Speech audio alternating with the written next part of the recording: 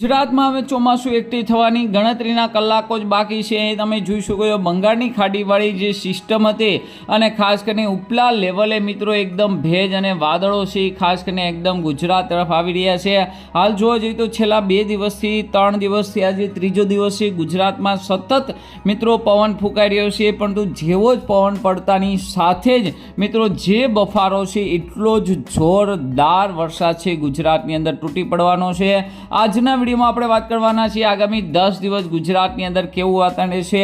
આદ્રા નક્ષત્ર બેસી રહ્યું છે મિત્રો આજથી અને મોડી રાત્રે 12:06 બેસશે, એટલે કે ખાસ કરીને આમ તો જોવા જઈએ તો 22 તારીખે પણ એને બેસવાનું કહી શકાય, પરંતુ ખાસ કરીને તેમનું વાહન મોર છે અને આદ્રા નક્ષત્રની અંદર ભારે વરસાદને લઈને મોટી આગાહી કરવામાં આવી છે। તો આજના દિવસમાં વાત કરશું આગામી 10 દિવસ ગુજરાતની અંદર વરસાદી વાતાવરણ કેવું રહેશે, સાથે મિત્રો ખાસ કરીને ક્યારે વાવણી લાયક ભારે વરસાદને ગુજરાતમાં સાર્વત્રિક વરસાદ ક્યારે થશે, આ તમામ માહિતી આજના વિડીયોમાં જોઈશું। તો મિત્રો આ વિડીયોને અંત સુધી જોજો, તેમજ અમારી યુટ્યુબ ચેનલ લાઇન ટીવી પર નવા હો તો ચેનલને સબસ્ક્રાઈબ કરી દેજો, તેમજ મિત્રો આ વિડીયોને લાઇક કરી દેજો, તેમજ અમારા ફેસબુક પેજને ફોલો કરવાનું ભૂલશો નહીં।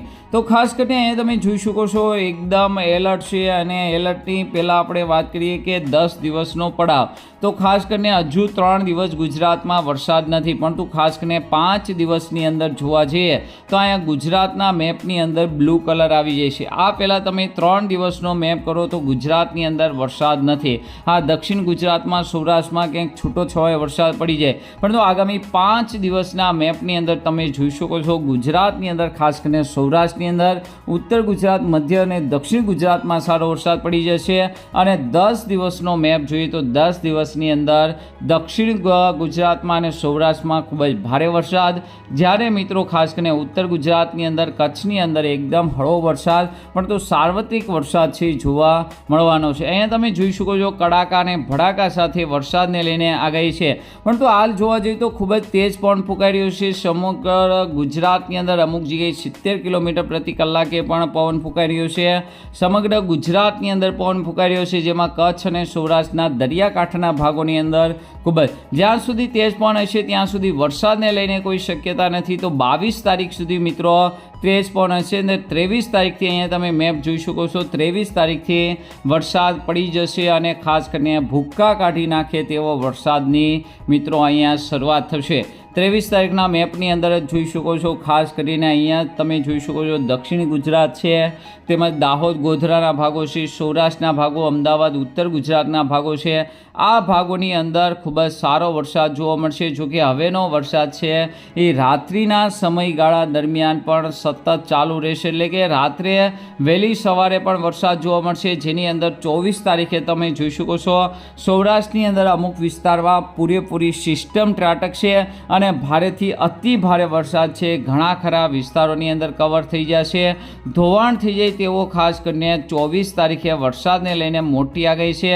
આ સિવાય 25 તારીખે મેં પણ જોઈ શકો છો 25 તારીખે રીતસરનું મિત્રો રેડ એલર્ટ આપી દીધું, એટલે કે અમુક વિસ્તારમાં આ સિસ્ટમને કારણે મિત્રો ખાસ કરીને રાજકોટ, પોરબંદરના ભાગોની અંદર બતાવ્યા છે, કચ્છના ભાગોની અંદર બતાવ્યા છે। તો 24 તારીખે કચ્છની અંદર અને ખાસ કરીને સૌરાષ્ટ્રની અંદર ખૂબ જ વરસાદને લઈને મોટી આગાહી છે। 26 તારીખે થોડીક વરસાદ ઘટી શકે છે। 27 તારીખથી ફરી સાર્વત્રિક અને બધા જ વિસ્તારોમાં લાગુ પડે તેવો વરસાદ છે 27-28થી જોવા મળશે અને 29 તારીખ સુધીની અંદર સંપૂર્ણ ગુજરાતની અંદર વાવણી લાયક વરસાદ મિત્રો પડી ગયો છે, પરંતુ ખાસ કરીને 24 અને 25 તારીખે અમુક વિસ્તારોની અંદર ખાસ કરીને રેડ એલર્ટ જેવો ભાગ પણ બતાવવામાં આવી રહ્યો છે, એટલે કે તે વિસ્તારોની અંદર ખાસ કરીને ભારે વરસાદ છે જોવા મળી શકે છે।